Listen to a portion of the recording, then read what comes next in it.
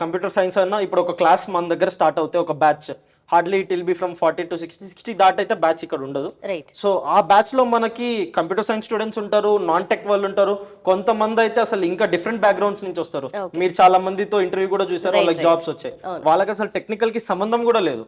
But అయినా వీళ్ళు ఎలా జాబ్ తెచ్చుకోగలుగుతున్నారంటే అండి, మనం ఎలా స్టార్ట్ చేస్తామంటే వాళ్ళకి అసలు ఏం తెలీదు. ఏబిసిడీస్ ఎలా ఓకే. టెక్నికల్ గా లేదా దీంట్లో డేటా సైన్స్ లో ఏబిసిడీస్ నుంచి నేర్పించుకుంటూ వస్తాం. Okay. పైథాన్ అంటే ఏంటి, దాని తర్వాత ఇదంటే ఏంటి, ఆ ప్రాజెక్ట్ కి వచ్చే లోపల ఇండివిజువల్ టెక్నికల్ స్టాక్ అని చెప్పాను కదా, ఏమేం టెక్నికల్ స్టాక్స్ కావాలి. లెట్స్ అజ్యూమ్ ఇప్పుడు నేను మషిన్ లెర్నింగ్ మోడల్స్ బిల్డ్ చేయాలి, సైకిట్ లెర్న్ అనే లైబ్రరీ కావాలి. మనం ఆల్రెడీ వాళ్ళకి సైకిట్ లెర్న్ అంటే ఏంటి, మోడల్ ఎలా బిల్డ్ అవుతుందో అన్ని చెప్పిన తర్వాత మళ్ళీ ఈ ప్రాజెక్ట్ లోకి వస్తాం అనమాట. ఓకే. ఓకే.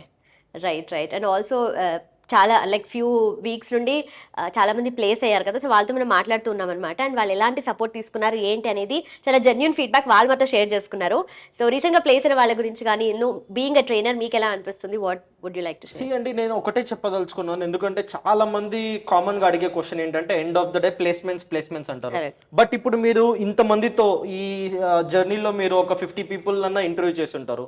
దీంట్లో మీకు ఏం అర్థమైంది అంటే వాళ్ళకి ఈజీగా వచ్చేసిందా, డైరెక్ట్ గా వచ్చారు ఇన్నోమేటిక్స్ కి వచ్చారు ఈజీగా అయిపోయిందా? అస్సలు కాదు. వాళ్ళు ట్రైన్ అప్ అయ్యారు. ఫస్ట్ థింగ్ ఏంటంటే వాళ్ళు అడిగారు, చాలా మంది అడిగారు మీకు నాలెడ్జ్ లేదు కదా ఇంతకుముందు అంటే, జస్ట్ బేసిక్ నాలెడ్జ్ కొంతమందికి ఉంది, కొంతమందికి నాలెడ్జ్ ఉంది బట్ హ్యాండ్స్ ఆన్ ఎక్స్పీరియన్స్ లేదు.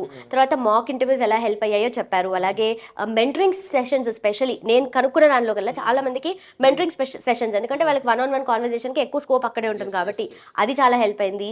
And first time interview place చేసిన వాళ్ళతో మాట్లాడాను. అలాగే 4th, 5th ఇందాక 3rd టైం అమ్మాయితో కూడా మాట్లాడాను. అంటే ఫస్ట్ టైం వాళ్ళకి ఎలా ట్రైన్ ఉంటుంది, తర్వాత ఎలా వాళ్ళు అయినా కూడా వాళ్ళు హోప్ వదిలేసుకోకుండా ఎలా ఉంటారు అని చెప్పేసి ప్రతిదీ కూడా తెలుసుకున్నాను. ఇది నాకు అర్థమైంది. ఇంకా చాలా ఉంది బట్ సింపుల్. మనం అదే అండి, అందరూ ఏంటంటే జస్ట్ మనం జాయిన్ అయిపోతే నేను 1 lakh కట్టేస్తే నాకు జాబ్ వస్తుంది అనుకుంటే రాదు. రైట్.